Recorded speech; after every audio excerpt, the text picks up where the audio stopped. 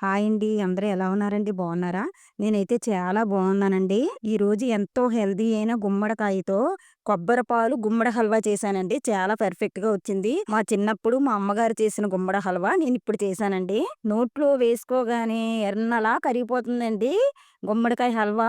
మీరు ఇదే స్టైల్‌లో ట్రై చేయండి. టేస్ట్ అయితే చాలా బావుంటుంది. నా ఛానెల్‌ని ఎవరైనా కొత్తగా చూసిన వాళ్ళైతే ప్లీజ్ అండి సబ్స్క్రైబ్ చేయండి. సబ్స్క్రైబ్ చేసినోళ్ళు లైకులు చేయండి, షేర్ చేయండి, కామెంట్స్ పెట్టండి. నా ఛానెల్‌కైతే సపోర్ట్ ఇవ్వండి. వీడియోలోకైతే వెళ్ళిపోదామండి. గుమ్మడి హల్వా కోసం నేనైతే 3 గుమ్మడి ముక్కలు తీసుకున్నానండి. ఈ 3 గుమ్మడి ముక్కల్ని పైనున్న తొక్కు తీసేసుకొని నీట్‌గా తురిమేసుకొని ఉంచుకోవాలి. తురుము పెట్టుకున్న గుమ్మడి తురుమైతే నాకు ఆ పెద్ద బౌల్ నిండా వచ్చిందండి.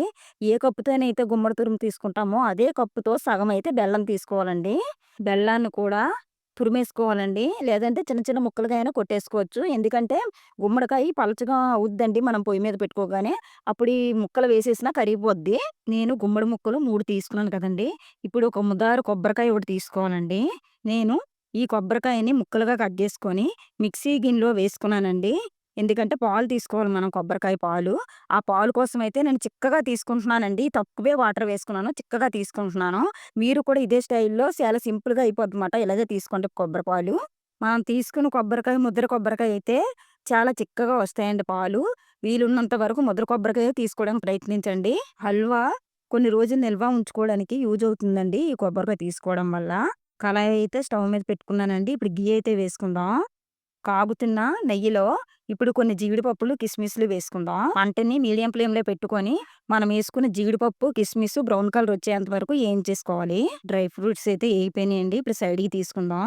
అదే ఘీలో ఇప్పుడు మనం సన్నగా తురుముకున్న గుమ్మడి తురుమునైతే మొత్తం వేసేసుకోవాలండి కళాయిలోకి. ఇప్పుడు మంటని మీడియం ఫ్లేమ్‌లో పెట్టుకొని, మనం ఏసుకున్న గుమ్మడి తురుము నేతిలో బాగా మగ్గాలండి. ఎంత బాగా మగ్గితే అంత ఫ్లేవర్‌తో అంత కమ్మగా ఉంటుంది. చూడండి.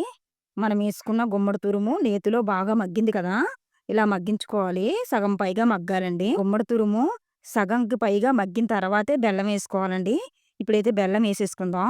ఇప్పుడు మంటని మీడియం ఫ్లేమ్‌లో పెట్టుకొని, మనం ఏసుకున్న బెల్లం మొత్తం బాగా కరిగేంత వరకు కలుపుతూ బాగా ఉడికించుకోవాలండి. నాకైతే మా ఊర్లో బెల్లం అయితే మాత్రం తురుముకోవడానికి అవ్వదండి. నేను అందుకే తురమలేదు. మీకు వీలైతే బెల్లం తురుముకొని వేసుకుంటే చాలా తొందరగా అయిపోద్దండి. చూడండి బెల్లం మొత్తం కరిగిపోయింది. ఇప్పుడు మనం ముందుగా తీసుకున్న కొబ్బరి పాలని యాడ్ చేసుకోవాలి హల్వాలో. బాగా కలుపుకోవాలండి. కలుపుకొని మనం పోసిన కొబ్బరి పాలన్నీ దగ్గరగా అయ్యేటట్లుగా చిన్నగా కలుపుకుంటూ మంటను మీడియం ఫ్లేమ్‌లో పెట్టుకొని ఉడికించేసుకోవాలి. చూడండి చాలా వరకు దగ్గర పడింది కదండీ!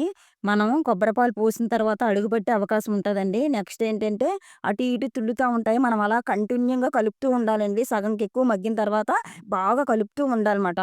హల్వా మొత్తం బాగా దగ్గర పడింది కదండీ! ఇప్పుడు ఇలాచీ పొడిని వేసుకుందాం. కలుపుకోండి.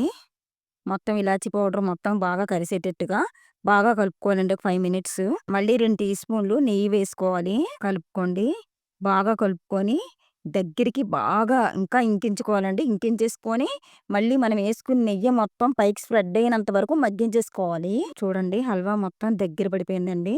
ఇలా ఎంత దగ్గరికి మనం మగ్గించుకుంటే అన్ని రోజులు నిల్వ ఉంటుందండి. హెల్తీ గదండీ గుమ్మడికాయ హల్వా. మనం రోజుకి ఒక్క టీ స్పూన్ అయినా పిల్లలకి పెడితే చాలా హెల్తీ అయిన ఫుడ్ అండి గుమ్మడికాయ. ఎదిగే పిల్లల కోసమైతే ఈ గుమ్మడి హల్వా చాలా బాగా యూజ్ అవుతుందండి. చాలా టేస్ట్‌గా ఉంటది. పిల్లలైతే చాలా ఇష్టంగా తింటారు. హల్వా అయితే బాగా దగ్గర పడిపోయిందండి. ఇప్పుడు ఫైనల్‌గా అయితే జీడిపప్పుని, కిస్మిస్‌నైతే వేసుకుందాం. ఎంతో నోరూరించే నోట్లో వేసుకోగానే ఎన్నలా కరిగిపోయే గుమ్మడి హల్వా అయితే రెడీ అయిపోయిందండి.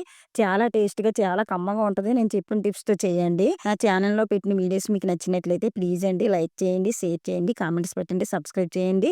నోటిఫికేషన్ కోసం అయితే గంట సింబల్‌నైతే యాక్టివేషన్ చేసుకోండి. Thank you for watching.